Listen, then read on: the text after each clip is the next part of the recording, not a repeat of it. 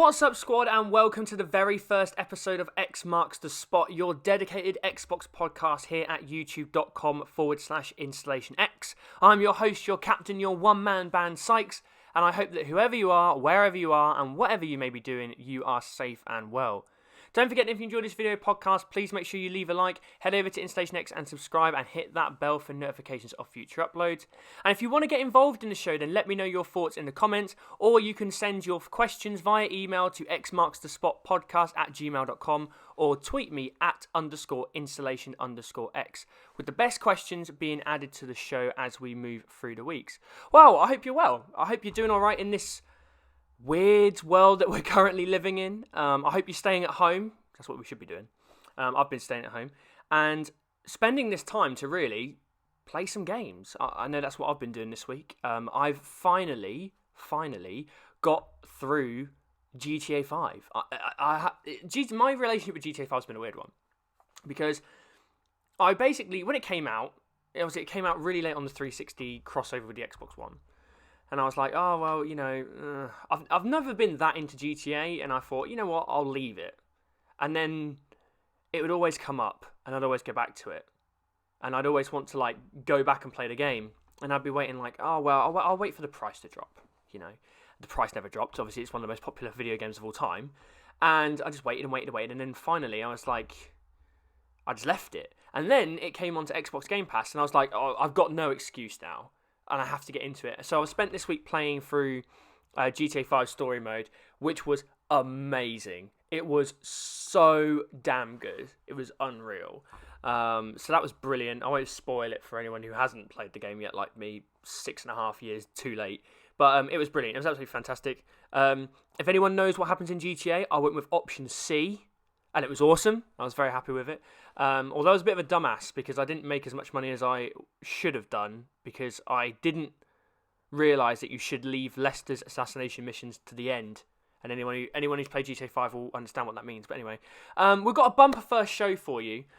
Basically, this is the very first show that I'm doing, very first podcast show that I'm doing. I'm doing it all on my own, hence the one-man band line. And I'm trying out a few things. We're going to try out a few formatting things. I have an idea of how I want the show to run, but as always, I'm willing to listen to people's feedback. So if you've got any thoughts on how the show goes, or things you would like to see added in, or maybe some things changed around, then please let me know.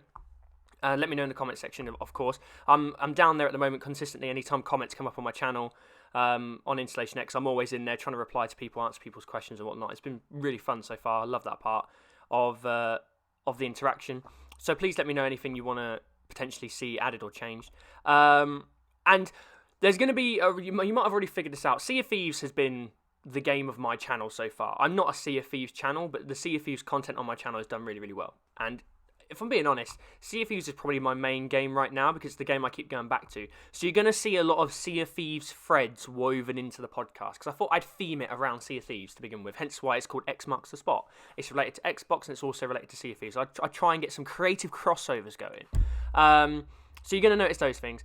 And we have a bumper first episode. Now, this one might be a bit longer. I'm not necessarily planning all these podcasts to go very long, because I'm conscious of people's time, and people want to get the facts, the tidbits, a few of my thoughts, and then bang, we're off. But this podcast is a bit of a big one, purely because we've had an Inside Xbox episode this week, which was actually really good considering the circumstances. And Phil Spencer's also spoken a lot about Xbox Series X lately. So that's hence why this episode is the Xbox Series X and Inside Xbox analysis. So we'll just get right into it.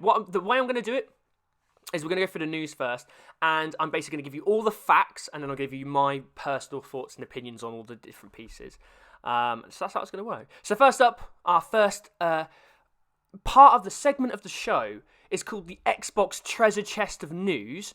And in the treasure chest this week, we have 11 items, which is awesome. We've got a lot to get through. So, item number 1, and this is the big one. Phil Spencer lifts the lid on Xbox Series X via IGN and Podcast Unlocked. So if you haven't had a chance to watch it yet, Ryan McCaffrey, who is obviously over at IGN, he's absolutely fantastic journalist, top Xbox guy. He's awesome. If you haven't come across him yet, go check him out. He and many other people at IGN, they run the Podcast Unlocked, which is their IGN's Xbox podcast. And Ryan McCaffrey did a fantastic interview with Phil Spencer recently. Ryan McCaffrey is just so good at interviewing people. He's brilliant.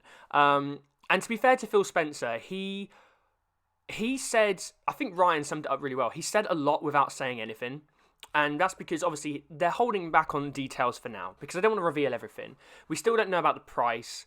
We still don't know about an actual launch date, and we'll go into that in a minute. There's still a few games that haven't been announced. So there's still things that they're not telling us yet, and there's reasons for it, because you would expect that a lot of this stuff will come out at E3. E3 is obviously... It is happening, but it isn't happening in its original capacity. It's going to happen in somewhere. I think they're going to do something very similar to what they did with this Inside Xbox episode. They'll just change the way it's formatted, I guess. They won't necessarily have all the personalities coming in and jumping in, giving you this, that, and the rest of it, but they'll have devs up there talking about their games and all sorts. And actually, Phil Spencer goes into a lot of details about various topics. Now, I was starting to essentially transcribe the whole interview, but it's an hour long and it was taking me far too long. So I've basically gone through and summarised all the key bits that Phil talked about. And obviously, a lot of it, Ryan, basically about Xbox Series X. I haven't gone too deep into some of the game stuff he was talking about, but mainly the Xbox Series X stuff. And obviously, a lot of it, we can't get away from it. I want to get away from it, but we can't get away from it. The COVID-19 pandemic is having a massive effect on lots of different things. And one of those things is the Xbox Series X. So, Phil Spencer went in to say nothing right now suggests that they're not going to hit the full launch window. However, he said that safety and security of the teams, so that's obviously the hardware development teams, the software development teams, is the most important, as well as the quality of the product. So he basically said that there's no reason right now, that they've got information right now that suggests they're not going to hit fall. And I would assume fall means November, because that's usually when consoles traditionally launch. But he also said, if it's not ready, they're not going to try and rush it to market. They don't want to rush the product, which I think is a very, very good idea, because they can't afford to make mistakes this time around. There was a lot of mistakes made in 2013 with the launch of the Xbox One, which he goes on to talk about. They can't afford to make mistakes this time. He said there's no need to stagger the launch. What that means is basically the Xbox One released in various different territories at different points. So obviously it came to the US and the UK and other areas in Europe and around the world at one point. But then he mentioned that 9 months later, it only just got to Japan. And Japan, okay, not a traditionally strong Xbox market, is a massive gaming market. And they came to that area 9 months too late. By which point, people were like, right, I'm sick of waiting. I'll go to Nintendo. I'll go to Sony. I'll go to PC, whatever it might be. He said that hurt the Xbox One. There's no plan B. And at the moment, they have no plan B for the launch. And they're hesitant on doing a staggered launch. And he said that a lot of the things at the moment he said the hardware front is okay, but there's more issues with software at the moment. I think they're more concerned about making sure the software for the system and obviously the games for the system are at a decent point, because obviously they don't want to rush those either. He's not wanting to ship a platform where the software isn't there. So basically, Ryan asked him, if the software got pushed back, stuff like, let's say Halo Infinite got delayed. If that got delayed, would you move the launch of the console? And he said they would consider it, because there's no point launching a console or a piece of hardware if it's got no decent software on it. But he said, unlikely to hold the Series X for any one game. So Ryan then said, it then goes on to talk about Halo Infinite. Phil basically said that they're unlikely to hold the Series X just for one game. So let's say Halo Infinite got delayed and got pushed back into, January of 2021. It's unlikely to see the Series X pushed back to launch with Halo. But at the moment, there is no plan, because from Microsoft and Phil's understanding, there isn't an issue with Halo at the moment. Now, again, the teams and 343 have only really been working remotely for a couple of weeks. I've been off work now for 3. Some people might have been off work for longer. So it's really dependent on how long they have been working remotely, how well they're working remotely, and how long we still have to work remotely. Because obviously we don't know when this is going to end. There's uncertainty. There's talks about lockdown measures being extended here in the UK. I know in the US that's probably going to be the same thing as well. Other countries as well. So this could go on for several months, and it depends on how much impact working remotely is going to have. He said they've set a performance goal, hence the design of the console. So they set themselves a performance goal, probably around the actual teraflops to power, and then the balance between the CPU, the GPU, and that's why the console looks the way it is. And we already knew that a Digital Foundry and Austin Evans, they went into some really good details about that recently, just before this all kicked off actually, which was good timing. So check those videos out. I'll link them in the description. But he basically confirmed that the reason why the console looks the way it is, and the cooling system works, the air intake at the bottom, the air outtake at the top, it all works in a way so they can hit that performance goal. And I love the look of the console. I think it's awesome. I really like it. It's really unique. It'd be interesting to see if PS5 is anything close to looking like the Xbox Series X, or whether it's completely different, because the Xbox One and the PlayStation 4, they do look very similar in many ways. They do now, at least. Anyway, not originally, because the Xbox One's just massive. Now, here's the important one. So he felt really good about how Series X lines up, and he said that very confidently. So Ryan McCaffrey asked him about, after Mark Cerny's press release with regards to the PlayStation 5 specs, how Phil Spencer and the team felt about that, and he said that they felt really good about where Series X lines up, and he said that quite confidently. He did, however, praise Sony for its audio processing and its SSD tech. He said that was really impressive. But he said he felt even better about the choice we have made with our platform. That suggests to me that based on how they stack up, Phil Spencer's feeling confident about how this console is going to perform against the PlayStation 5. And I think we're never really going to know. There's going to be lots of tit for tat, and there's going to be lots of PlayStation fanboys saying this, Xbox fanboys saying that. We're never truly going to know until we see a third-party game run side by side on the PlayStation 5 and the Xbox Series X, and we get to actually properly compare it. We're not going to know. And it has to. And I guess if we start seeing things like Cyberpunk. Cyberpunk's going to be a great one, because it's obviously Cyberpunk's going to be a top-end game from CG Projekt Red. If that's running considerably better on the Series X than it is on the PlayStation 5, then you know that, okay, the Series X is probably outperforming the PlayStation 5 by a considerable margin. If it's the other way around, then who knows? The PlayStation 4 ran games slightly, and it wasn't much. It was not much. Slightly more powerful than the Xbox One. And you could just about see it, and that had a big impact on people's mindsets. So it'll be interesting to see how that goes.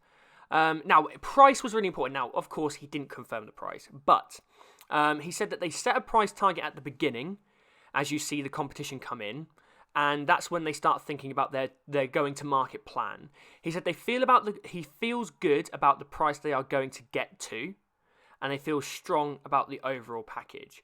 But he did say that he is getting great support from Microsoft's board to make sure that they stay agile on their pricing. And that's really key. The key is that if they're able to remain agile and they can change it up in potentially a very short space of time, that's going to be the interesting point about how it stacks up with the PlayStation 5. Because there is no doubt, there was a lot of things wrong with the Xbox One when it launched, but there is no doubt that one of the biggest things was the fact that the PlayStation 4 came in at $100 cheaper than Xbox One. I mean, Xbox One was $499 with the Kinect bundled in, US that is, and the PlayStation 4 was $399 US. Over here in the UK, I think the PlayStation 4 ended up being £350, and the Xbox One ended up being £425. Even that's a £75 difference. That's a lot. So I think that had a big part. And there were lots of other things. Policy problems, focus problems. Lots of things were wrong with the launch of the Xbox One. But that, I think, had a massive impact. So if they can keep their price relatively close to Sony's, then I think that's going to be really important. What is interesting is with E3 kind of being blown up this year, because it doesn't really go in its current capacity, Microsoft normally go first, right? They normally go on the Sunday, and then Sony would go on, or sorry, what traditionally used to happen is, I think Microsoft would go Monday morning, and Sony would go Monday evening. Now, Microsoft then moved out of Monday into Sunday in the Microsoft Theatre in LA, and then that gave them a bigger window. But traditionally, Microsoft have always gone first, which means now Sony won't have reacted in that way, because obviously by that point the plans for the show would have all been put in place. But you can see how people can think, well, hang on, but Sony are always going second, so they're always potentially going to get a chance to say something different. Now, I don't think that is the case, but what is interesting now is because E3 is kind of gone, we could see potentially Sony and Microsoft strategically move their press conferences or move their releases or directs or whatever you want to call them into different points. So that's going to be really interesting how that matches up. I don't think this is going to be super, super expensive, and I'll go into that in a second because I've got a real thought about this with the price. But I think it's potentially going to be... I think they're either going to be both pricey but close, or one's going to undercut the other by a bit. But there's a couple of things that I think can play into that. Other things that Phil goes on to talk about is, he said they're learning from the policies and focus of 2013. I think that's clear and evident. This whole generation, ever since the start, has been about rectifying everything to get the focus of the Xbox console and the Xbox brand purely back into gaming. And hence why you've got all the studio acquisitions, and you've now got more first-party studios, 15 of them in Xbox Game Studios producing content, producing first-party exclusives for the Xbox brand. I'm calling it the brand now, because I don't really call it the console, because you can play it on PC and xCloud and whatever. For the Xbox brand. You've obviously now got a much more powerful console with the Xbox One X. You've got Xbox Game Pass, which is all about getting access to games, building communities around games that may not get that community otherwise. You've now got Xbox Live continues to improve, although it went down the other day. So everything is now focused towards the gamer and the games. So I think they're in a much, much stronger position now more than ever. And that is evident because he said that they're trying to put the customer at the centre, and they're respecting purchases, which is why you're able to play the best version of your game regardless of where you are. And he's talking about a continuous experience from Xbox One to Series X and respect of gamer. Basically means that the things that you have on Xbox One are going to be able to translate into Series X. And that's where you have the smart delivery program that they're doing, where you can get a free upgraded version of the game when you eventually decide to step up to Series X. Which I think is brilliant. And Cyberpunk 2077, CD Projekt Red have already confirmed that's happening with Cyberpunk. Hoping more third parties are going to get involved in that, because that would be very good. He did say about the optical audio port in the back of the console and why that's been removed. Obviously, some people who use the optical audio port for their headsets have kind of been a bit like, oh, well, crap, that's not going to work anymore. He said that a price does play a role, especially when you scale it up to millions of consoles. So he said something along the lines of like, an audio port might only be a couple of dollars per console, but if you scale that up to 100 million consoles, that's a lot of money. And he says that they are aware that they know how many people use it, and they did the math on it and said, this is one of the things that has to drop out. And he quoted many other examples of previous consoles where they had to make that architectural decision with the console to make those cuts, really. He said about day one launch, about Xbox One potentially had too many games day one, and it's important to have games ready, sustained stream of great games with regular cadence. And then he talked about the use of Game Pass there. So he was saying that instead of like rushing all these games to come out day one, where some of them can get buried, he was talking about he feels it is more important to have a sustained stream of games every month, every 2 months, that coincides with the launch of the Series X, so that they can continue their momentum going forward. And I think that's very, very smart. I think that's the right thing to do. I think a lot of games got buried on the Xbox One when they first came out. And he goes on to talk about other games like Sunset Overdrive and Rise, Son of Rome. They got crowded up in the noise of the console. You want the console to embed itself within people's homes and people feel comfortable with the console and where they're at, and then they can start focusing on the games. Because unfortunately with the Xbox One, a lot of the focus was really around, well, here's all the problems with the Xbox One. The focus wasn't necessarily on, well, here are actually some of the good games on the Xbox One. So those were the main bits. He also did go on to talk about lots of things about Moon Studios. He talked about xCloud. He talks about the relationships with Nintendo. He talked about the regrets over Sunset Overdrive, which I was devastated about, because there's still a shred of hope that we're going to get a Sunset Overdrive 2. I did a video on it. It was one of my earlier videos on the channel, actually. It's done okay. It's done one of the better videos on my channel. And it's had a lot of support from people. A lot of people got in the comments going, oh, I'd love a Sunset Overdrive 2. It has to happen. The further we go on, the less likely it's going to happen. But I'm still holding up a bit of hope. So if one day Phil Spencer ever listens to this video, Phil, please, we need a Sunset Overdrive 2. Try and make it happen. So yeah, my biggest thing about this is, obviously, it's a lot of stuff we already hinted at, and a lot of thoughts that we already had, and Phil's obviously confirmed, and we're going to hear more about it. I think the Series X is a very strong position, definitely. I think that's undoubtable. I think the way that their messaging, their PR has been spot on so far, and has really, because it's been so good, I think it's put a lot of focus onto Sony, and Sony are looking much more quiet and hesitant. And obviously time will tell. I hope the PlayStation 5 does well, because if the PlayStation 5 and the Series X does well, everyone does well. The whole industry does well. The biggest thing for me is Xbox All Access. Okay, and I was thinking about this the other day. This is my main takeaway before we move on.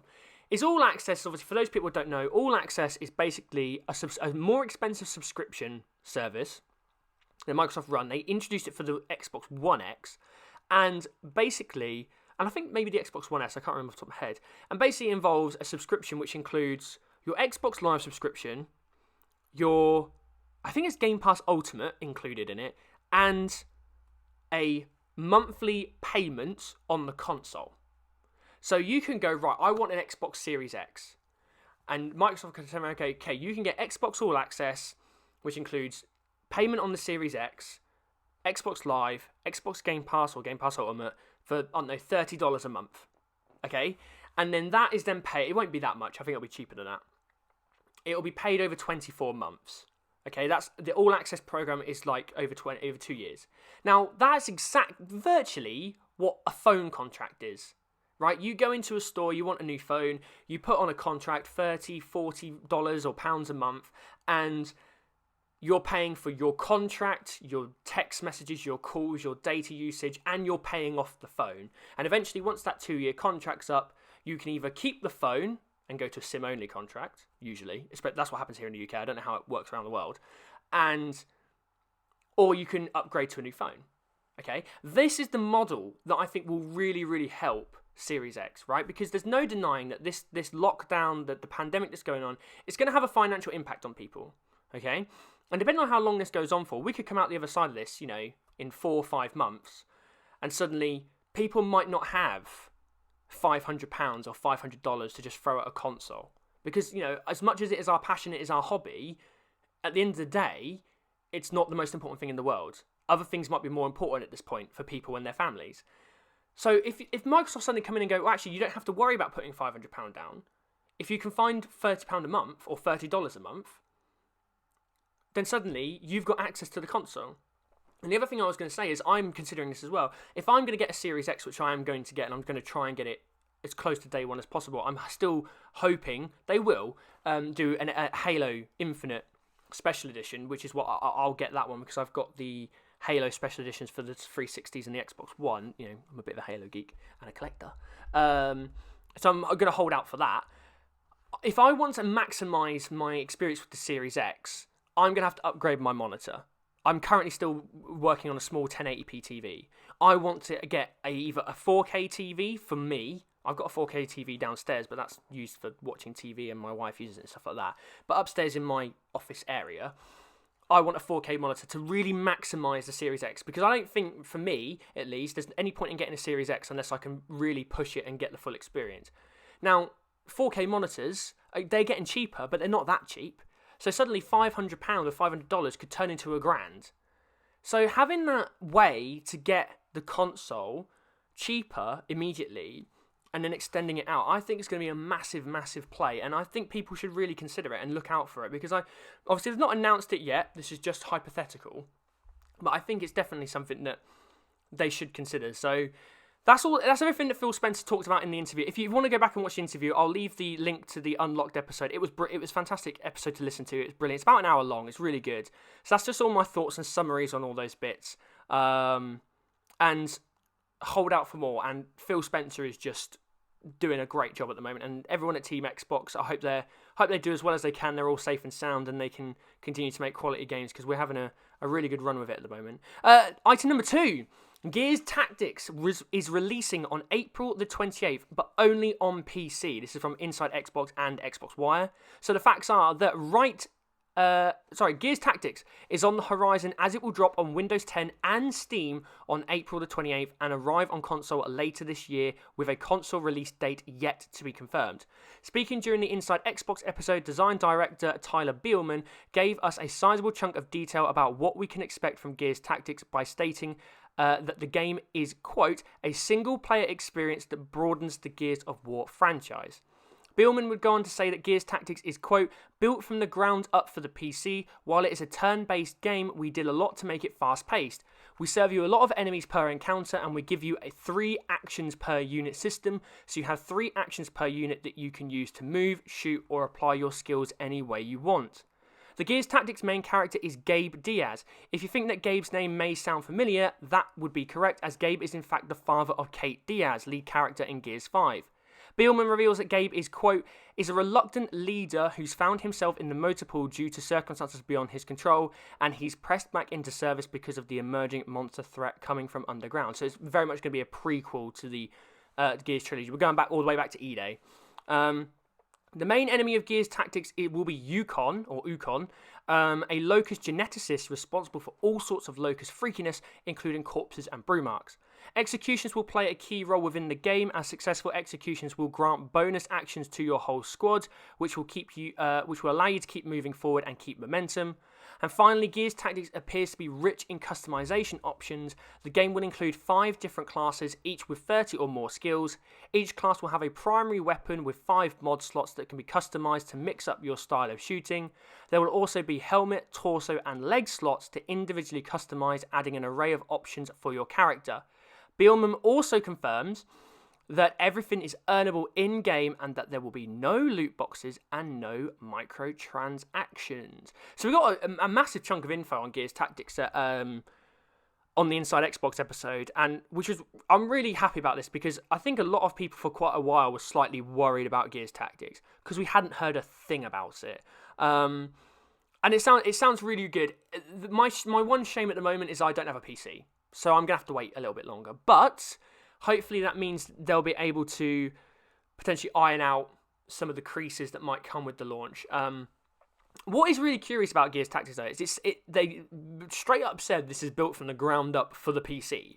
So it's going to be interesting to see how this translates over to console. Like, really interesting. Because if a turn-based strategy game for the PC, obviously PC's home for turn-based strategy games, but bringing that to the Xbox, is that going to translate just as well? Are they going to have to make some design decisions? Are they going to have to make some significant changes that could change the experience of the game? I'm curious about how that's going to pan out, but I'm still really looking forward to this. Big Gears guy, as well as other things. Single player is getting the full Gears of War box office graphical experience. They're going big on this, because in the game, you're getting full cinematic cutscenes on the level of Gears 5. The execution cutscenes and animations are exactly the same as they are in Gears 5. They've probably translated a lot of assets over from Gears 5, but what's really good is, because this is getting the full box office, artistic animation, cutscene, cinematic experience like Gears 5 was, this is going to feel on a level of Gears 5. This game feels, for me, that it's being treated just like any other Gears game. This isn't just a whimsical add-on. This is a big addition to the franchise that has its place. So that's great. I'm loving that. Big call on no microtransactions. I'm surprised by this, because most first-party games that are coming from Microsoft now, because they're launching in Game Pass, they do have microtransactions in them. You know, Halo 5 had the rec packs. Sea of Thieves has got the Pirate Emporium. Gears 5 obviously had the packs as well. I'm intrigued why they've decided, no, we're not going down that route. Potentially because of backlash. There was a bit of backlash from the community on Gears 5 skins and packs and how they were priced. They were priced really expensively. And I was like, I looked at them, I'm going nowhere near it. I don't really spend money on microtransactions regardless, even if they're just cosmetic only. Although I am going to get a pet in Sea of Thieves, which we're going to get to in a second. But yeah, really big call. I like the fact that they're just fronting up, straight away and saying, look, there's no loot boxes, there's no microtransactions. That's really good to see, But I would really like to know, like, internally, why did they come to that decision? Is it because of backlash from Gears 5? Is it because it's not really worth it and whatever? But I really like the fact that everything's earnable. So I'm really buzzed about this now. I was lukewarm on it when it was first announced. I was like, that's cool. I'm not really a strategy gamer, to be honest. I've not really played that many strategy games. I've played Halo Wars, which was really good. Halo Wars 2 I've played. Not played the original Halo Wars. I need to go back and do that. But Halo Wars 2 was brilliant. I really loved it. So yeah, this one sounds really good. Really, really good. I'm looking forward to it. And we'll have to wait and see when it comes to Xbox. But if you are on PC or on Windows 10 or Steam, then you can get it on April the 28th. Okay, item number 3. Sea of Thieves' latest content update, Ships of Fortune, lands ashore on April the 22nd. This is from Inside Xbox and Xbox Wire. This is the latest monthly content update from Rare for Sea of Thieves, and there's a lot in it, actually. This is a big update, so I'm going to quickly go through. I've got the release here on Xbox Wire, so I'll quickly run that through for you. So, big things are emissaries. So, to find out about becoming an emissary for one of the Outpost trading companies, speak to their representatives at the Outpost and inspect the nearby table. Emissary roles are highly prized, so you'll need to make a significant donation to prove you appreciate the privilege. Hoist the emissary flag as you serve in the prestigious role and advance through 5 grades by exemplifying your chosen company. For example, by finding and unearthing chests as a gold hoarder. The higher your grade, the bigger the multiplier you'll get when cashing in your haul. Beware, as other pirates will know that you are an emissary ship and is likely to be laden with loot. Interesting. We get a new faction, the Reaper's Bones. Keeping your fancy emissary status with the Reaper's Bones around won't be so easy, as their own emissaries have but one duty: to lay their rivals low and take their emissary flags as trophies. Of course, taking their loot is a close running second priority. The new company can be found at Reaper's Hideout, where they seem to encourage their ideals of true piracy without the need for honour among thieves. For the Reapers, following your passion and having the will to come out on top is what being a pirate for all eternity really means. If you choose to become an emissary for their company, for a company other than theirs, expect no quarter from these merciless miscreants. We have new arena changes, so players excited at the thought of some competitive action should also check out an overhauled matches in our dedicated arena mode. Old treasure maps have been removed or replaced by a single chest marked by a Sea Dog beacon, with just one cash-in location to ensure a furious battle for victory. Contest times have also been slashed to 15 minutes, guaranteeing a frantic pace in each match. We have, this is the best bit, we have a new revive mechanic. Hallelujah. Hallelujah, folks. Whether your battles take place in adventure or arena, we're also adding a new way for crews to look out for each other on the seas. Now, when pirates are defeated, there will be a brief window during which their crewmates can revive them before their soul drifts to the Ferry of the Damned.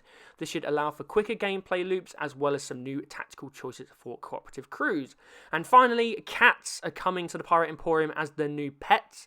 No longer satisfied with just parrots and monkeys, the Pirate Emporium will now have 3 breeds of feline friends for your pirate: the scruffy wildcat, the fluffy ragamuffin, and the slinky mow. Each breed comes in a variety of colour options, so you can hand pick the kitty that best suits your pirate and ship. This is a pretty big update. This is a big update because we've just had a decently sized update with Heart of Fire last month. They've obviously managed to get everything together for April, which is very applaudable considering the current climate. They obviously have said that it's been pushed back to April 22nd. Most people who play Sea of Thieves, like me, know that it usually comes the first or second week of the month, but it's obviously being pushed back a little bit later.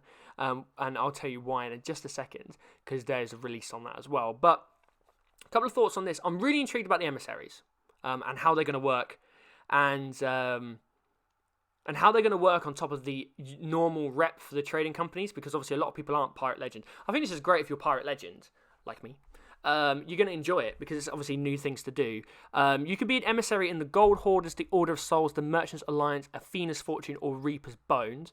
I think what I'm curious about is how this is going to work. Like, let's say you're in a crew and I'm an emissary for Gold Hoarders, someone else is an emissary for Order of Souls, someone else is an emissary for Athena's Fortune. Like, how is it going to work if you've got multiple emissaries in your crew, because it sounds like you're only going to be able to be an emissary for one company.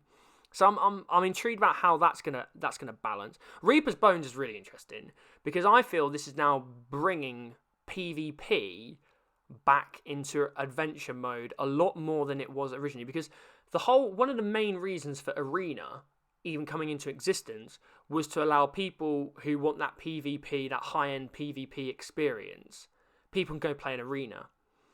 And the focus on adventure, especially with all the tall tales, was more around, alliances, cooperative. There's still PvP in there. You still can go out and just cause havoc if you want to, and just sink people and grab their loot if that's what you want to do. But it seemed like the focus of PvP was more, here's the Arena. Now with the Reaper's Bones, their main priority is to sink ships, especially emissary ships. It feels that they're bringing PvP front and center back into adventure mode. There seems to have been a slight philosophical shift there. I could be wrong. That could just be me, but that's how it's looking at the moment. Arena changes. They're going to make for some very tense games. Like I've played some really tight games in Arena where there've been multiple chests and you've had 2 or 3 teams really going at it. I've also played some really dead games in Arena where my crew, who I'm with, might be very well coordinated and we might be absolutely on it, and suddenly we've hoarded 5 or 6 chests, we've cashed them in, we've got 10 minutes left, no one else is doing a thing, we'll just sail around and just protect our lead. It can get a little bit boring. So this is if there's one chest and there's one handing point, this is going to be super, super congested. I think the one thing I'm slightly worried about is, let's say your crew doesn't get that chest. Is that then it? Like, if a crew is able to get the chest and hand it in quick, is that then, well, that's it? Because now there's only 15 minutes. 15 minutes is not long in Sea of Thieves to get things going, to get your ship coordinated, to get its sails up, to get on the shore, to get the chest, to get back up. It can take quite a significant amount of time to get going. So I'm wondering how balanced it's going to be, especially for the crews who might not get the chest. Are they then going to go, oh, well, we haven't got the chest, that's it, game over? Is it really that kind of, is it almost like a race more than a fight? So the revive mechanic, hallelujah. I love Sea of Thieves, I really do. I've spent so many hours playing Sea of Thieves now. It must probably be the number 1 hour game on my Xbox Live now. But the one thing I cannot stand about the game is how long it takes you to respawn. How long it takes you to get back when you're dead. How long it takes you to get back when you've been knocked off your ship and you've picked off a mermaid. Those time delays are so significant, and you can really get screwed up, not even by the players, you can get screwed up by the AI in the game, like skelly ships or megs or anything, if you're knocked off your ship and you can't get back quick enough. It's really frustrating. So the fact that we now have this revive mechanic is awesome, and I'm really looking forward to using this. And cats are cool. I like cats. I don't like cats because I'm allergic to them in real life, but I like the fact that cats are in the game. So that's I'm really looking forward to this update, which brings us nicely into item number 4, changes to future Sea of Thieves content updates due to the coronavirus pandemic. Now, this is a statement from executive producer Joe Neate. Most people who play Sea of Thieves will know who Joe is, so I'm just going to read this out because this was a statement that was put on seaofthieves.com, and it's just kind of explaining everything that we're going to see in the next couple of months. So, hi everyone.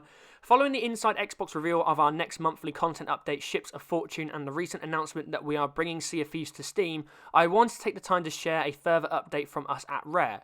Like people all around the world, we have been affected by the social distancing measures put in place to combat COVID-19, but we've been lucky enough to be able to make the transition to working from home fairly smoothly. This is thanks to some amazing work across the studio, particularly from our facilities, operations, and IT teams, who have made this about as smooth as possibly could. Thank you. As we've transitioned to working from home, our focus is on the health of our employees and their families and the impact of the change to their working environment. From a personal perspective, I've definitely felt the lack of regular social interaction. It turns out I like to talk to people a lot. Who knew? Our team members have adapted really well to their new circumstances, but as we work through the realities of working from home, we've definitely found a few areas that are just more difficult or time-consuming when everyone is working remotely. As such, we've been taking another look at our plans over the next few months for how we'll continue to update Sea of Thieves. I'd like to take the time to talk to you through what those plans currently look like. So for April, Ships of Fortune is a sizable and meaningful update involving how progression works within the Adventure Sandbox, and as such requires a significant testing investment to ensure it all functions as we expect. Moving the studio to home working coincides with the final phase of development for this update, and as such we decided to push it back a little to give it the time and focus it needs to land in a polished and stable state on April 22nd. Our community will know we usually deliver our monthly update in the first or second week of each month, so there's a little longer to wait for this one, but it's worth it. For May, we've had a bit of a shuffle around in terms of content. This update will deliver some really important quality of life changes together with fixes for a few long-standing bugs. There will also be a number of new engagement events as part of this update to make sure that everyone has plenty of new things to do and rewards to go after. One of the key features originally planned for May is moving to our June update to ensure we have time to playtest appropriately and deliver it to the quality we all expect. We're still very excited about our plans for May, so stay tuned for more info as we get closer. And Steam release. We're making good progress on the Steam version of Sea of Thieves, and we aren't too far away from announcing its full release date. The decision was made to hold back on giving a date until we were feature complete and 100% confident we can hit that date. It's been brilliant to partner with Valve on this, who have been really helpful and are as excited about Sea of Thieves coming to Steam as we are. Finally, I wanted to say it's been really heartwarming to see how many people have been using Sea of Thieves alongside other games. I'm looking at you, Animal Crossing. I never thought I'd have to mute turnips on Twitter as a way to stay socially connected. It's generally uplifting and motivating to know we can contribute to helping people out in times such as these. As always, thank you for your support on the adventure so far. See you on the seas, Joe 3 Sheets Neat. Completely understandable. I think the fact that they've come out and again been very transparent, talking about things through for the next month and a half is brilliant. I'm really looking forward to June's update if they've pushed something significantly back. May should be cool. The he goes on to talk about there'll be a number of new engagement events. That will be stuff like how we had the Splash Tail event for the Hunters call, and when everyone was going out and capturing ruby splash tails and trophy splash tails for the figurehead and other doubloons and stuff. That's an engagement event, so we're probably going to see quite a few of those. I know that they've got this weekend actually, as the video uploads, they've got the double XP, double rep and double gold month going, gold and glory I think they call it. So yeah, completely understandable. Thank you, Joe, for letting us know. I look forward to everything coming to Sea of Thieves because Sea of Thieves is fantastic. Item number 5. Grounded will shrink its way into Xbox Game Preview on July 28th. Speaking on Inside Xbox game director Adam Brenek, I think that's Brenek, we'll go with Brenek, gave us some new details for Grounded being created by a second team at Obsidian. Brenek spoke about an evil force in the yard for you to uncover as you explore for a way to get big and go home. An NPC character named Burgle will assist you on your travels. The game will include co-op multiplayer alongside a single-player experience where players can choose to build themselves into a tank full of armor, play with a more stealthy approach, or just straight up destruction with an array of weapons. Grounded is launching in-game preview in July 28th. The storyline is currently incomplete as Obsidian plan to work with the community to progress the game and the story experience. I had the opportunity to play Grounded at XO19, and it was really, really good. I was playing on a mouse and keyboard, which I suck at, but it was really good and really, really interesting. This is going to be a cool, neat game. I'm a little concerned though that it's launching in game preview and the fact that the storyline's incomplete. That's an interesting approach. I'll try and check it out though. But yeah, that's unusual. It is unusual to be like, yeah, we're launching in game. Not launching in game preview is unusual because other games have done that as well. But launching in game preview and saying, oh, by the way, the story is incomplete, and having community interaction to develop that is a neat idea, but as a creator, I'm a bit of a control freak. That just worries me. I'm like, I would feel like, I'm leaving my game up to the hands of the community. The story of the game, at least anyway, is just interesting. And interesting to see how deep this game is going to be in terms of narrative and exploration. I think exploration will be good. I'm really up for the narrative now because they're now releasing more about the narrative in terms of this seemingly alien threat that's going to be coming to the garden that you're trying to survive in. But the whole premise of this game is super cool. Like the fact that you're tiny and you're shrunk and you're trying to fight your way through a garden just so you can get home, even though your home is like right there. It's a really cool idea. I'm really looking forward to this. Should be fun. So yeah, best luck for them. Item number 6. xCloud preview program is expanded into Western Europe. So Larry Herb, aka Major Nelson, announced during Inside Xbox that Microsoft will be extending the xCloud preview program into 11 new territories in Western Europe. The xCloud preview program will now be extended to France, Germany, the Netherlands, Belgium, Denmark, Finland, Norway, Ireland, Italy, and Spain. And EA have gotten involved and have added Dragon Age Inquisition, Unravel 2 and The Sims 4 to the xCloud preview catalogue. If you live in any of those countries, then you can head over to xbox.com/game streaming to sign up. This is really good. This is a positive thing for the program, I think. Now the fact they're actually expanding out is showing good signs. They're now branching out, which is good to see. And I've got a sneaky suspicion they're going to want this in place ready for the Series X launch. I think that's a fair assessment, because if the Series X does launch in November, which it's still planned to do, or launch in this fall, I think it will be November. Then by that point, the xCloud preview would have been going for about a year, because it was the fall. It was the fall last year, or just before the fall last year, where they opened up the preview program. I might be wrong. It might be even longer than that. So the fact that this is a thing is brilliant. The one thing I will say is, if you do live in any of those countries, don't get your hopes up too much, because you have to be selected to take part in the beta. So I've signed up for the xCloud preview program here in the UK. I signed up on iOS. I've yet to hear anything back. So just because you sign up doesn't mean you're going to be involved. They will select you. But get in there, get signed up. Hopefully you'll be one of the lucky ones, which I'll be very jealous about, because I really want to get on it. I really want to get on it. I've got the actual attachment for the controller, which you can sit your phone in. I've got 2 of them because I got them from XO19. They were handing them out for free. I really want to get my phone and get a game up and just go to some absolute random places and see if it works. That's my ambitions for xCloud. So that's there for those people in those Western Europe countries if you are interested. Right, items 7 and 8 I'm kind of fusing together because they're very similar. So item number 7, Minecraft Dungeons is coming to Xbox Game Pass for console and PC on May the 26th. That's from Inside Xbox. And item number 8, is a new education category is added to the Minecraft Marketplace. So a new education category has been added to the Minecraft Marketplace to help educate people on various topics in light of recent events. And it is free, by the way. Some of them are free at least. Free education content includes exploring the International Space Station in partnership with NASA. You can learn to code with the help of a robot, visit famous landmarks across the globe, and learn how to be a marine biologist. So item number 7, obviously, we know Minecraft Dungeons has been delayed into May, obviously to do with the current issues going on globally. They didn't really confirm much else apart from that. It just said, look, the game's coming out on May 26th. Here's a new trailer. That's essentially what it was. I, again, got to play Minecraft Dungeons at XO19. Ow, just whacked my foot. I did get a chance to play Minecraft Dungeons at XO19. Again, it was really solid. I was playing on mouse and keyboard again, but actually I found it a lot easier to play on mouse and keyboard on Minecraft Dungeons than I thought I would. It was really good. It was really enjoyable. I accidentally restarted the demo, but no one caught me, so I was trying to find how to equip my items, and I ended up pressing the main menu button, and that then reset the whole 12-minute demo. And I was like, oh, hopefully no one saw that. They didn't. I then rushed through the next part anyway.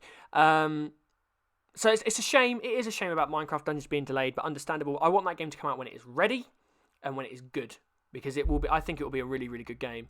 The Minecraft education mode is awesome, and it's great because it really shows gaming is stepping up right now and really showing to people it's not all everyone's a murdering psychopath for playing violent video games, which is what everything made out to be sometimes. Games are coming together and they're helping people in some very unique ways at the moment. And this Minecraft educational mode is exactly that. It's showing the true power of video games. And I love it. Minecraft is just absolutely fantastic. I've just realised in my notes here, I've gone from 7 to 8 to 10.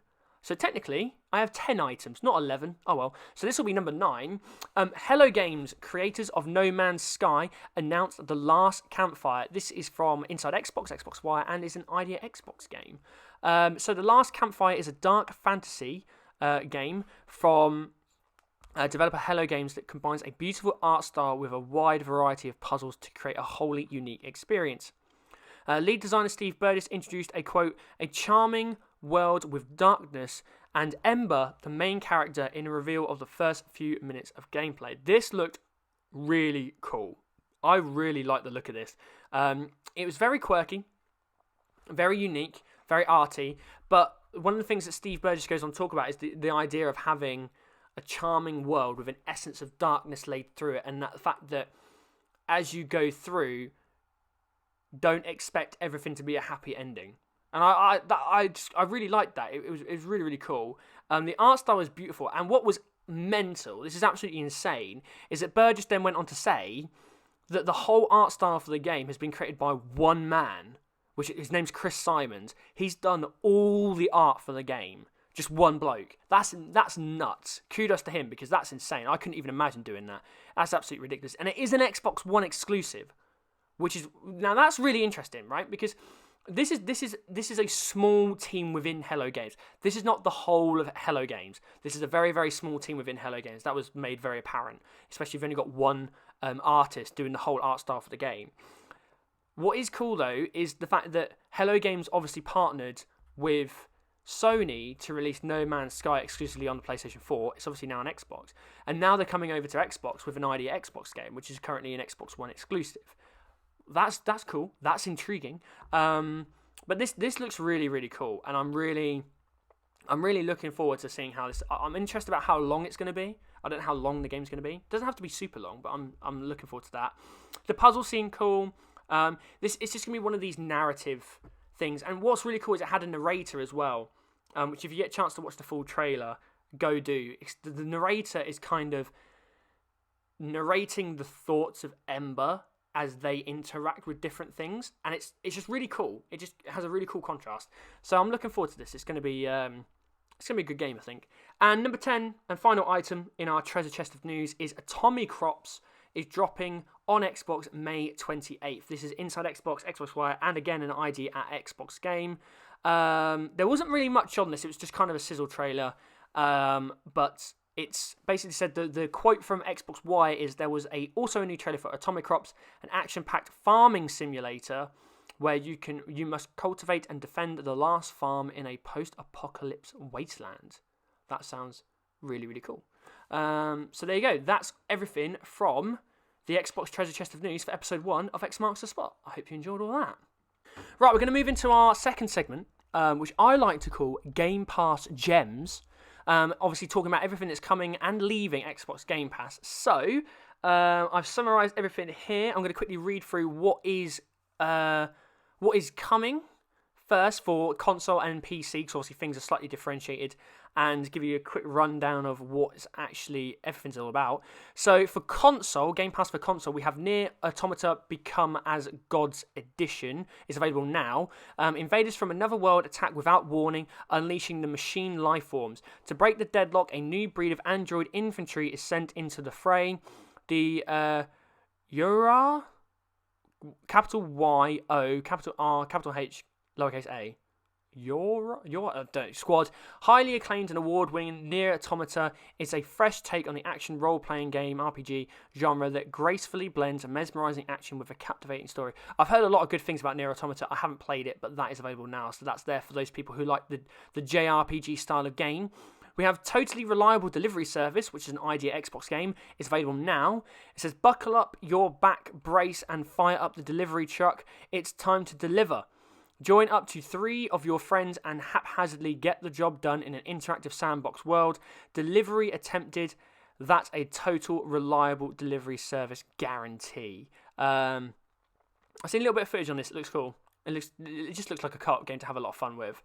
And we have Alvastia Chronicles, which is also Idea Xbox, is available now.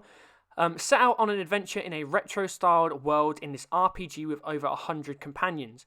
Two siblings, Alan and Elmia, start their journey to avenge their parents' death as they fight to stem the tide of monsters flooding into the world and restore peace to Alvastia. Engage in heated turn-based battles with up to 13 party members. Weapon upgrades, a battle arena, and quests are only the beginning of what this Kemok RPG has to offer. That is available now. And also available now is Journey to the Savage Planet. Welcome to the Pioneer Program. In this upbeat and colourful first-person adventure game, you play as the newest recruit in Kindred Aerospace, which proudly touts its ratings as the 4th best interstellar exploration company. Dropped onto an uncharted planet with a little equipment and no real plan, you must explore, catalogue alien flora and fauna, and determine if this planet is fit for human habitation. Onward to adventure, good luck, and mind the goo. So that's everything for Game Pass on console. So Nier Automata becomes God Edition, totally reliable delivery service, Alvastia Chronicles, and Journey to the Savage Planet, all available now. If you are on PC, Xbox Game Pass for PC, we have Overcooked 2 via Idea Xbox. Overcooked returns with a brand new helping of chaotic cooking action. Journey back to the Onion Kingdom and assemble your team of chefs in classic couch co-op or online play for up to 4 players. Hold on to your aprons, it's time to save the world. Again, that's available now. And coming soon, these are all coming soon, no confirmed dates yet, but I'll tell you about them anyway. Football Manager 2020. Every decision counts, with new features and polished game mechanics which reward long-term planning and progression like never before, empower managers to develop both your club's culture and your youth team's prospects, as well as your own unique managerial identity. Alvastia Chronicles will be coming to PC as well. That will be coming soon. Again, I'm not going to repeat all that again. Mistover via Idea Xbox is coming soon. A mystical RPG with expeditions for finding the key to survival. Choose your next step wisely and keep in mind that your every move will change the future. Create your own corpse and explore through various regions of the Pillar of Despair. Forests, lakes, mountains, cities, cathedrals, castles, and much more. And also coming soon is Stranger Things 3 The Game via Idea Xbox, the official companion game to Season 3 of the hit original series. Play through familiar events from the series while also uncovering never-before-seen quests, character interactions, and secrets. This adventure game blends a distinctly retro art style with modern gameplay mechanics to deliver nostalgic fun with a fresh new twist. We have a couple of free play days, which have also popped in this section as well. In case you missed it, this week is free play days. We're all looking for more ways to play with our friends, and this week it's easier than ever. From April the 6th to April the 12th, all Xbox Live Gold or Xbox Game Pass Ultimate members can play a bunch of games online with your Gold friends during Xbox free play days. So you will have Gears 5 free to play from April 6th to April 12th, which is awesome. This includes the new Operation 3 Gridiron update, which is available to play. And you'll also get the Elder Scrolls Online Tamriel Unlimited, April 1st to April 13th. 2 big games there. Get involved there. Gears 5 is brilliant. I dabbled around with Elder Scrolls Online, never gone back to it, but I appreciate it. I appreciate it. It's a decent game. And also, for your Xbox Game Pass Ultimate members, that's me, there's perks. So don't forget, we've recently added perks for Xbox Game Pass Ultimate members and are delivering regular content drops, including new perks since we first announced the program. Right now, on both PC and console, you can get 5,000 My Team points and 30 skill boosts from NBA 2K20, for anyone who wants to play that. An Xbox Starter Bundle with credits and more for Warframe, and a monthly bonus pack for Phantasy Star Online 2. Plus, for those who haven't grabbed them yet, you can still get an Ori-inspired hull, flag sail, and figurehead in Sea of Thieves. That is awesome, by the way. If you are a Sea of Thieves player and you are an you are a Game Pass Ultimate member, get that. It's awesome. A 5 gold bundle pack in Smite, and 3 free tanks in World of Tanks, and more to come regularly. As soon any other perks that come up via Xbox One, I'll let you guys know, because some of them might be useful to you. Like for me, the Ori one is great. I've not claimed on the what was it, the Smite one or the World of Tanks one yet, because I haven't been playing those. So it might be a case of pick the ones that you want. All you do is you head over to your Game Pass tab on the console or on your app on your phone or your tablet, and you just basically claim perk. It will give you a code. You then redeem the code, and you'll then get the game in item. And leaving soon. So leaving on the 15th of April. We are going to have the Book of Unwritten Tales, which is on console. Fez, which is on PC. Guacamelee Super Turbo Championship Edition on console. Into the Breach PC. MX vs ATV Reflex on console. Prey on console and PC. So if you want to play Prey, get on that one. Samurai Showdown 2 on console. And Valkyria Chronicles on PC. So that is all leaving by the 15th of April, which is, what, Wednesday? Coming up. So if you want to play any of those, get on it. You got time. We come to another smaller segment now, which I like to call Games with Gold Hoarders. Get it? Because, you hoard the games with gold and the gold hoarders and see if it... Anyway. Games with Gold Hoarders. So these are your games with gold for the current month. So you have Project Cars 2 is available on Xbox One from April the 1st to April the 30th. Knights of Pen and Paper from April the 16th to May the 15th, an extended one there, on Xbox One. Fable Anniversary from April the 1st to April 15th, Xbox 360 and Xbox One. And Toy Box Turbos, April 16th to April 30th, Xbox 360 and Xbox One. Yeah. I think my view on Games with Gold right now is it kind of just exists. Like, if you are a Game Pass member, Games with Gold for me now is irrelevant. If you're not a Game Pass member and you still rely on Games with Gold, you're not really getting much. Fable Anniversary is obviously a good game, and hint hint, they might be doing that for a reason because they might soon be announcing a new Fable game. Who knows? So yeah, I'll keep you updated with Games with Gold as they come out, and I'll remind people every week in case they want to catch those. If not, if you are literally a Games with Gold hoarder and you're going to hoard it anyway, download them anyway. Right. Next segment, which is what I like to call the Xbox Store Stash. This is everything coming to the Xbox Store over the next week. So we have Obduction, which is available April 10th for £19.99. I didn't actually get down the US dollar price. I've been putting everything in dollars and pounds. I'm sorry about that one. I would assume that if it's $19.99, it's likely to be, $24.99, maybe a bit lower. Let's say $25 because that'll be probably about right. Maybe less than that. So Obduction, from Cyan, the indie studio that brought you Myst, comes a new sci-fi adventure. As you walk beside a lake on a cloudy night, a curious organic artifact falls from the starry sky and inexplicably, without asking permission, it transports you across the universe. You've been abducted from your cozy existence and added into an alien landscape with pieces of Earth from unexpected times and places. That does actually sound pretty cool. The strange worlds of Obduction reveal their secrets only as you explore, discover, coax, and consider their clues. As you bask in the otherworldly beauty and explore the enigmatic landscapes, remember that the choices you make have substantial consequences. This is your story, now make it home. Sounds rather cool, actually. Space Engineers. Now, there's a few things here. The base game is available on April the 15th for $16.74 for pounds and $19.99. But if you want the Ultimate Edition, that is available April 11th, which is today as this uploads. You get it 4 days early and includes all the DLC for Space Engineers, all the decorative blocks and cosmetic items released in 2019. That is $24.99. There was no confirmed USD price that I could find. I'd assume it'd be around about $30. So if you're interested, you can get the Ultimate Edition now, or you can pay more and get all the DLC and all the decorative blocks and cosmetics, or you can wait 4 days and get the base game, if that makes sense. Space Engineers is a sandbox game about engineering, construction, exploration, and survival in space and on planets. Players build spaceships, space stations, planetary outposts of various sizes and uses, pilot ships, and travel through space to explore planets and gather resources to survive. We have Vampire the Masquerade, Coteries of New York, available April 15th for £16.74. which is also going to be $19.99. Vampire the Masquerade, Coteries of New York is a narrative experience set in the rich universe of Vampire the Masquerade's 5th edition.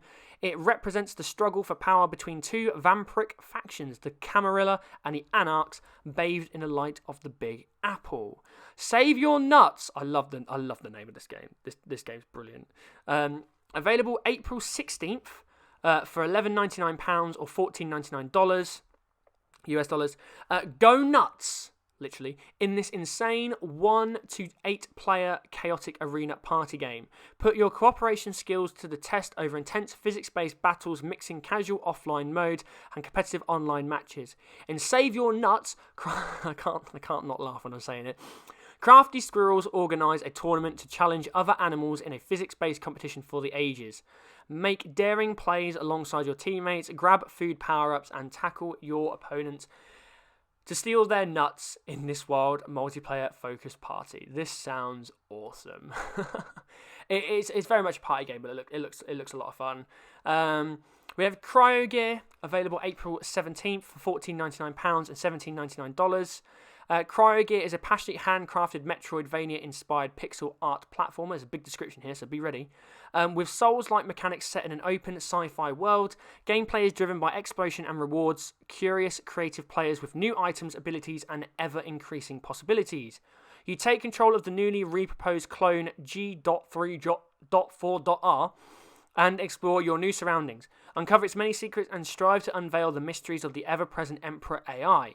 Will you survive and thrive in this strange new world, or will falter and fail as the clones before?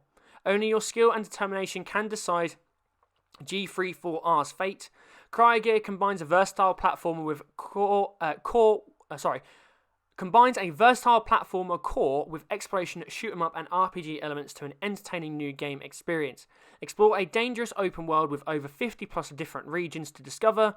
The changing world is filled with obstacles, boss fights, different enemy types, riddles, hidden areas, minigames, and loot for a unique, rewarding exploration experience. Cryogear features a full-scale RPG inventory combined with equipment, skill, and crafting systems. Switch freely between active abilities and weapons during the action, which allows dynamic skill-based strategies for every situation. While progressing through the game, you get introduced to different new abilities, weapons, and equipment to customize your clone to match your playstyle. Your clone, G.3.4.R, is ready to boot up. A unique journey into the world of Cryogear awaits you. Whoa! That was a description and a half. So that's Cryogear for you. And then Sinkr, which is spelled Sinkr, is available April 17th for £3.35 or $3.99. And their description is rather short and says Sinkr is a minimalist puzzler. There is just you, hooks, pucks, and various contraptions you need to finish each level. Sink all the pucks to advance. Simple, easy, minimalist. Look at that. How easy was that? Right, it brings us to our final segment of the show, but it's not really a segment at the moment, but it's a segment that I would like to become a mainstay on the show. It involves a bit of viewer interaction. I call it Calling All Crewmates. This is basically for people who are looking for anyone to play certain games with them. They're looking for a crew for various games. Obviously, I called it Crewmates after Sea of Thieves. It doesn't have to be Sea of Thieves. It could be anything related. So basically, I'm putting the pitch out. If anyone is looking for people to play with them, to do certain challenges, to play certain games, to have certain experiences, then if you send your gamer tag to xmarksthespotpodcast@gmail.com and a description of who you're looking for, what games you want to play, the type of people you want to play with, then I can read them out on the show to help you get some exposure as hopefully more people come into the show and start viewing it. I'll give you a great example. So for me, my Xbox gamer tag is SykesInstaX with a capital S, capital I, and capital X. And I'm looking for people who enjoy playing Sea of Thieves, specifically. I'm looking for good crews for Sea of Thieves who are into potentially content creating as well. I'm looking for fellow content creators or streamers that can play with me. And I'm also looking for anyone who is potentially knows what they're doing with GTA Online, because I've been playing GTA 5 lately. I've obviously completed the story mode, and I'm interested about dipping into GTA Online, but I think I would enjoy it more if I've actually got people to play GTA Online with. So if anyone is interested in GTA Online, I'm always looking for people to play GTA Online. And just generally, if you want to follow me on Xbox Live, you want to I won't friend people because it will get a bit out of hand, but I'll friend people who I will may potentially end up playing regularly with. But if you want to follow me over on Xbox, then do that. And that's the show. That is a show, guys. I hope you have enjoyed it. Again, this is the very first show that a very first one-man podcast that I've ever done. I hope you enjoyed it. I hope you liked the format. If you've got any thoughts or comments on anything I've said, your opinions, then please let me know down in the comment section. I'm more than up for having discussions with people on what they think about the Series X, various updates coming, various games coming. I'll leave any of the articles or videos that I've quoted in the show in the description if you want to go check those out. I guess what's just left to say is if you want to get involved in the show and you have questions on various news topics that come up in the future, don't forget to tweet me at _installation_x, all lowercase, and send your questions to xmarksthespot podcast@gmail.com. I'll put the best ones on the show. We can start having some viewer interaction. That's the big goal for me at the moment, is try and get as many people involved in the show as possible, make it for you guys. I guess the last thing for me to say is, again, if you enjoyed the video, please make sure you leave a like, head over to Installation X and subscribe, and don't forget to hit that notification bell. I'm going to be, it would be a bit touch and go of how quickly I get things out when I'm back at work, but at least while I'm off work and I've got a bit more time to spend at home prepping stuff, because it did take me a while to prep everything and find all the information, I will be aiming for these to be coming out. At the moment, I'll aim for Saturdays. So I'm aiming for Saturdays at the moment. For every week, an episode of X Marks the Spot will be coming out, so at least you're going to have an episode of something on Installation X every week, and then I'll get more content videos out as other games come out. There's some bleeding edge stuff I want to do as well. So I look forward to that. So make sure you hit the notification bell. And as always, for all things Xbox... I forgot. Don't forget to follow the channel on social media. Okay? The best way for me to interact with you guys is over on Twitter, over on Instagram. Everything, if you're watching the video, is on the screen for you. So you've got no excuse not to know what you're doing. And get over there. Follow me on Twitter. Follow me on Instagram. We can then start having those interactions. I can start putting questions out to you guys, the fans, the community, the squad. And as always... Now I'll get to it. As always, I'm Sykes, and for all things Xbox, stay tuned to Installation X. Bye, guys.